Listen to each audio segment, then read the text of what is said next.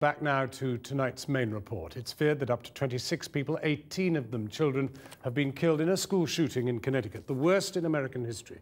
The atrocity began at the Sandy Hook Elementary School in Newtown, some 60 miles northeast of New York City, just after 9:40 this morning.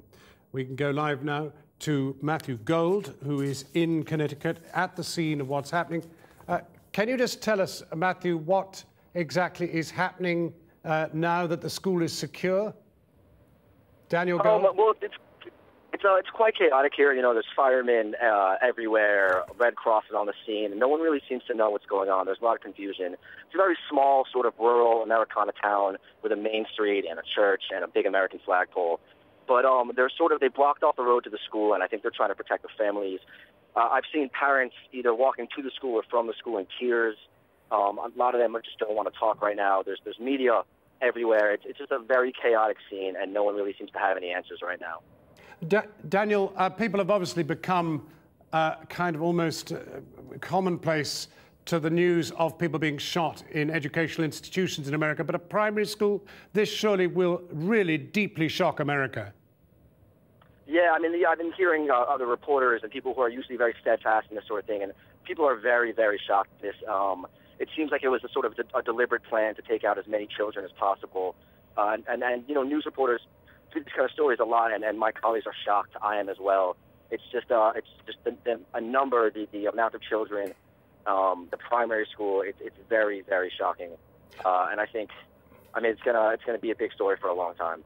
Daniel, at what stage are we likely to get clarification of what really happened? Because although we know that the gunman is dead, we're not absolutely certain of the death toll. We think it's 26. What are you getting in terms of really hard facts on the ground?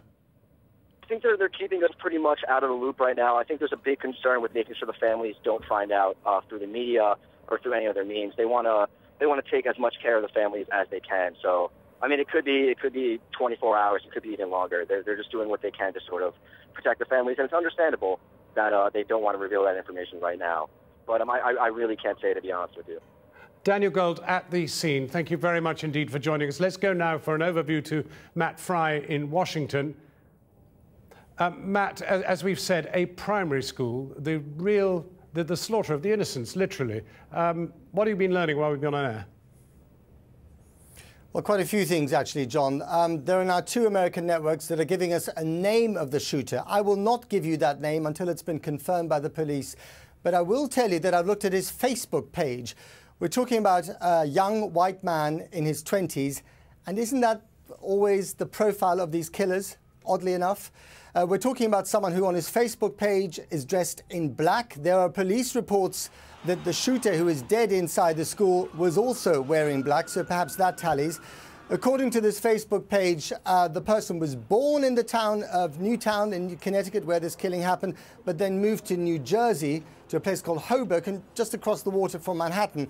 And one intriguing detail, according to NBC, and a very credible source on that network, the parent, or one of the parents of the shooter, the suspect, was found dead in his home.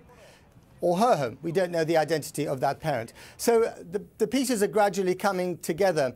But what's really fascinating here is that I think, possibly having discussed this earlier in the program, this may be the red line which has finally been crossed in terms of the debate over gun control and how to speed that up in Congress. But again, there's a big if attached to this. One of the things I've heard discussed, perhaps even more than gun control on some of the networks, is putting a policeman in every school, so that if something like this were to occur, the shooter could be shot dead before he does the damage, but not so much talking about gun control. But listen, this story has only just happened. We're all in shock about this, especially those of us who have children in American schools, and let's just wait and see how this pans out. John. Matt Frei in Washington. And for the latest updates from Connecticut, do go to our website, channel4.com/news. We'll obviously be following this whole development over the weekend, and you can contact me direct on Twitter at JohnSnowC4. In a moment, Unreported World. But first, the weather.